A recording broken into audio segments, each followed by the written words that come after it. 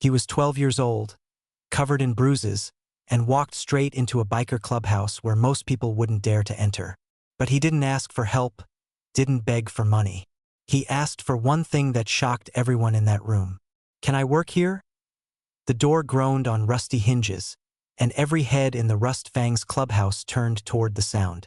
Standing in the doorway was a kid drowning in a gray hoodie 2 sizes too big. His sneakers were held together with duct tape.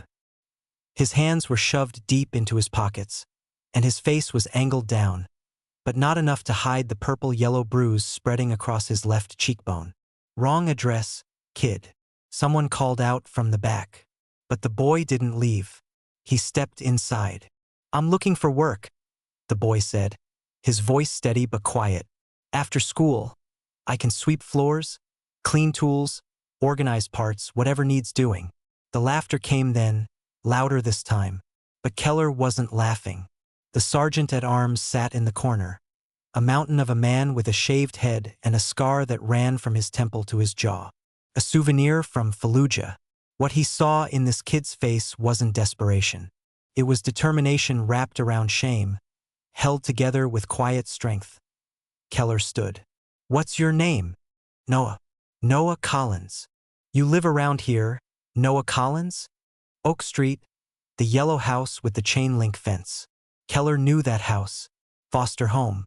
The Hendersons ran it. "How old are you?" 12. "I'll be 13 in March." Keller walked closer and Noah's shoulders tensed. But he didn't step back, didn't flinch. That told Keller more than any words could. "That's a nasty bruise," Keller said. "I fell off my bike." "Where'd you fall? Street? Sidewalk? Gravel?" The boy's eyes flickered. "Does it matter?" "Yeah," Keller said quietly. "It does." Keller made a decision. "Tell you what, I need to check the garage. You wait here." He pointed to a battered couch. Noah walked over and sat down, hands still in his pockets, eyes fixed on the floor. Keller didn't go to the garage. He went to his phone. 2 hours passed. Tina, the club's cook, emerged from the kitchen with a sandwich and a Coke, setting them beside him without a word. Noah stared at them for 10 minutes before finally eating. When Keller finally returned, the boy was exactly where he'd left him. "All right, Noah," Keller said, crouching down. "Here's the deal. We've got work. $10 an hour, 3 days a week after school. You show up on time, you work hard, you don't steal, and you don't lie ever.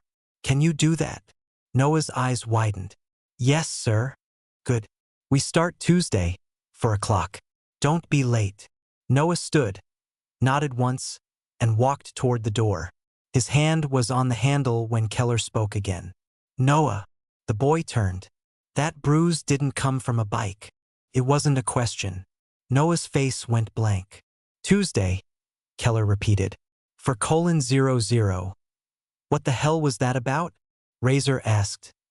Keller walked to the window, watching the small figure disappear down the street.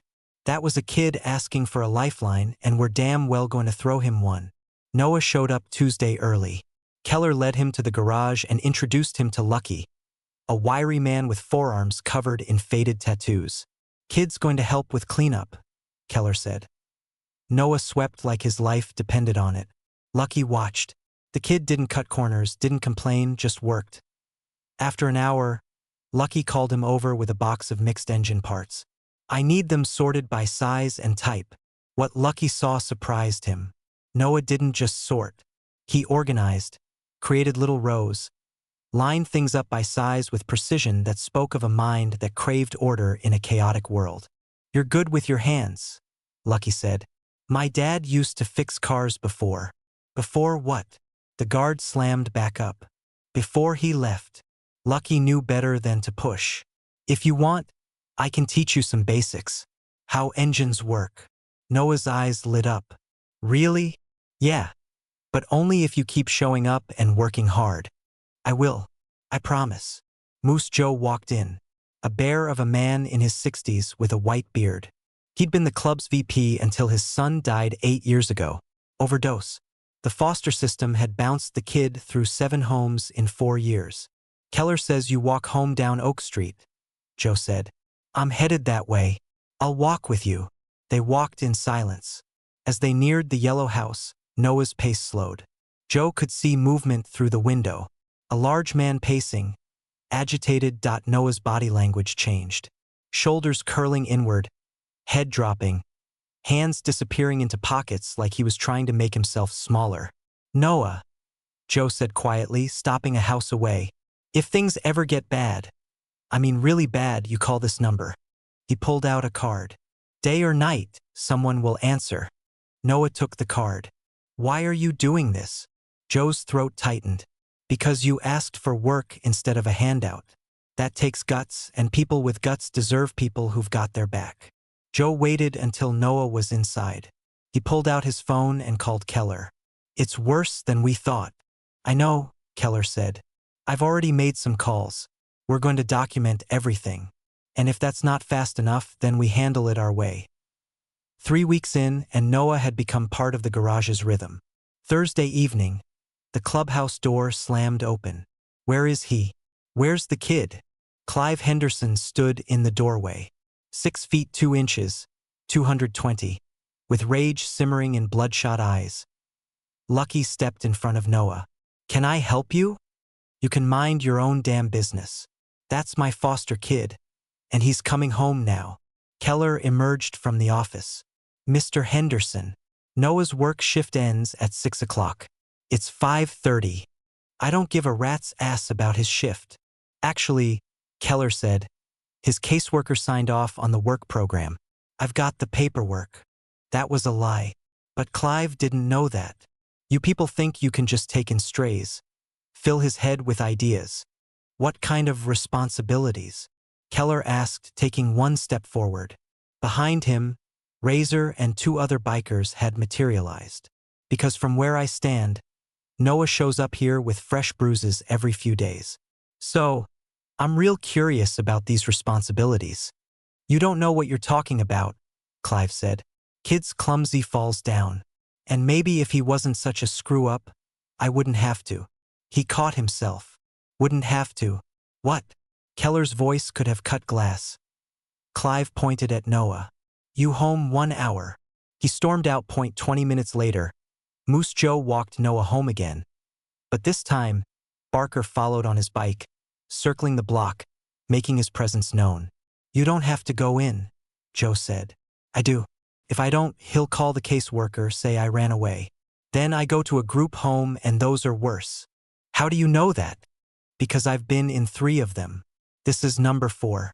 After this, they stop trying to place you. Something cracked inside Joe's chest. Kid, it's fine. I'm used to it. Noah managed a weak smile. Thanks for the job. It's been good. Joe called Keller. We're out of time. I know. Meet me at Tina's diner. Tina poured coffee. Heard about the foster kid. How bad is it? Bad, Keller said. What's the kid's last name again? Collins. Noah Collins. She disappeared into the back and returned with a dusty cardboard box. I was going through old employee records. Found something weird.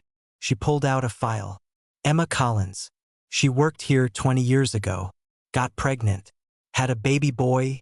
Kept working for about 6 months. Then gone. Never came back. Keller's blood went cold. You remember the baby's name? Tina rummaged through the box and pulled out a faded Polaroid. A young woman with Noah's eyes holding an infant. On the back, Noah 4 months, my whole world. Jesus. Joe breathed. I think, Keller said slowly. There's a reason nobody looked very hard when she vanished. The investigation moved faster than anyone expected. Keller's contact at CPS, Molina, fast-tracked Noah's case. But it was Emma Collins's disappearance that broke everything open. Molina found Noah's intake paperwork. Clive had claimed he'd found the baby abandoned at a gas station. He's been trafficking that kid through the system, Molina told Keller. Collecting checks, moving before anyone investigates. And Emma Collins didn't disappear.